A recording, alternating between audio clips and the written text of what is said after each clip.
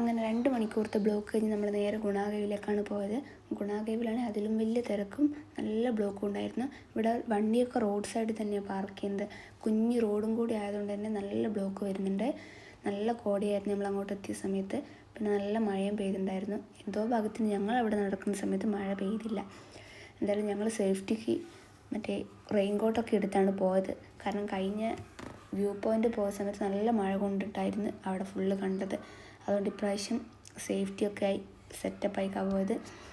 മറ്റേ Manjummel boys cinema ഇറങ്ങിയ സമയത്ത് ഇവിടെ കാണുമെന്ന് വിചാരിച്ചാണ്. അതിപ്പോഴാണ് നടക്കുന്നത്. പക്ഷേ ഇവിടുന്ന് കാര്യമൊക്കെ ഒരു ഫോട്ടോ പോലും എടുക്കാൻ കഴിഞ്ഞില്ല. അത്രയും തിരക്കായിരുന്നു. സീസൺ ആയതുകൊണ്ടാണെന്ന് തോന്നുന്നുണ്ട്, വെക്കേഷനൊക്കെ ആയതുകൊണ്ട്. എന്തോ ഭാഗത്തിന് ഇവിടെ താഴോട്ടേക്ക് നോക്കുന്ന സമയത്ത് കുറച്ച് കോട കുറഞ്ഞതുകൊണ്ട് കുറച്ച് വ്യൂ ഒക്കെ കാണാൻ കഴിഞ്ഞ്. അപ്പം നമ്മൾ തിരിച്ച് വേഗം റൂമിലേക്ക് പോവുകയാണ്. വൈകുന്നേരം 5 മണി 4 മണി അങ്ങനായി. ഉച്ചക്കത്തെ ഫുഡ് പോലും കഴിച്ചിട്ടില്ല ബ്ലോക്ക് പെട്ടതുകൊണ്ട്. അപ്പം ഇനി നേരെ റൂമിലേക്ക് പോയി ഫുഡൊക്കെ കഴിച്ച് നമുക്ക് അടുത്ത വീഡിയോ കാണാം. അപ്പോൾ ഓക്കെ, ബായ്.